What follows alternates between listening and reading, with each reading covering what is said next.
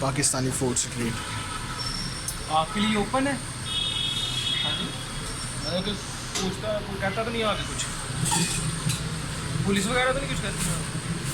अभी तो काफ़ी सारी शॉप्स वैसे भी ओपन है इस साइड पे। हमारी काफ़ी देर की ओपन है तकरीबन, कोई रमज़ान से शुरू के नहीं, रमज़ान के शॉर्ट में दरमियान में तो 15 रोजे में जो है ना ऊपर की, वही हमने तो लेट ही की है, ये वाली पहले की ऊपर।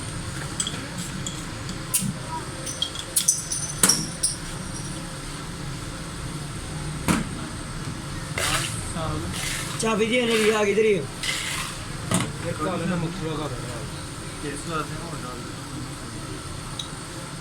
यार बंद कर कर